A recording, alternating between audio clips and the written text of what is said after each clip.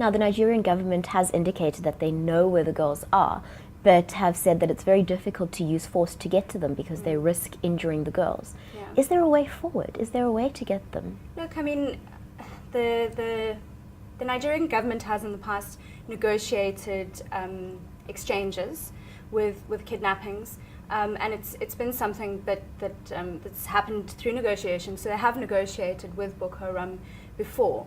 Of course, they had arranged an exchange. I think it was for 100 incarcerated members of Boko Haram for 50 of the schoolgirls, but President Jonathan put stop to that before that was able to go through. I think at the end of the day, it's interesting how this has played out, because we saw this mounting of pressure with the Bring Back Our Girls campaign, and yet it's not really resulted in anything concrete. So while we heard, I think it was last week, that AFRICOM announced that it would be giving counterinsurgency training to Nigerian forces, at the end of the day, they're saying that going in to get the girls would risk their lives. Perhaps they're looking at it from a foreign policy perspective and say, which is the greater disaster, to leave the girls there and maybe eventually get to them, maybe some more of them escape, maybe they're able to collaborate with American forces to get them, or they go in and get them and everyone dies, which would be the greater crisis. I mean, I don't know if that's what's happening, but it's probably a consideration, given that this level of media attention has never kind of been cast on Nigeria with its terrorist problem, which has been there for some time. So I think, like I say, I mean, at the end of the day, it has to come from Nigeria. We're not looking at a state like Somalia, for example, where things were failed to the extent where the Security Council could go and sanction kind of intervention, or that could take place from the African Union side.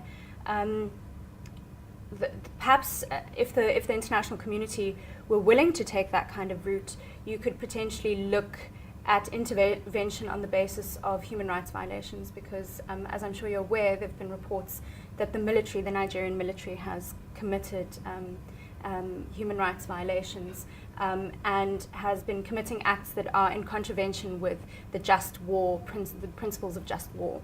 There have been reports coming from northern Nigeria that the military have shot people wearing kind of traditional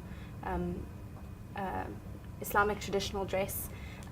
There have also been reports that they've kind of gone in and just shot a number of villagers, people who might have been involved in other criminal activity but not necessarily linked to Boko Haram. And I think that's been one of the shortcomings also of the Nigerian approach thus far, has been that when they do actually get hold of members of Boko Haram, that instead of detaining them, interrogating them to get some sort of information as to their operations, perhaps their funding, the structure of the organization, etc., they tend to rather just shoot and kill them. And I think it's a fundamental problem, because at the end of the day, little is known about Boko Haram. It's a group that operates greatly in the shadows. It's been linked to Al-Qaeda.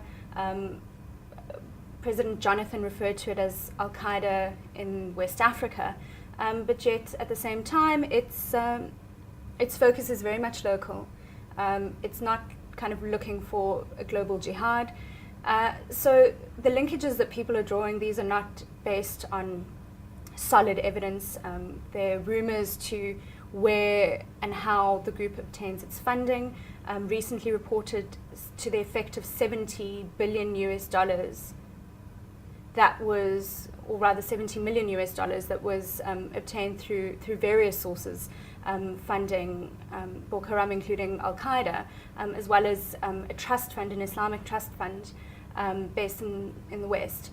And then there've been other allegations of pro-Boko Haram leaning politicians within Nigeria that have provided funds, and then of course they also receive money through ransoms. But all of this is actually conjecture, it's speculation. We don't have proof, we don't have evidence.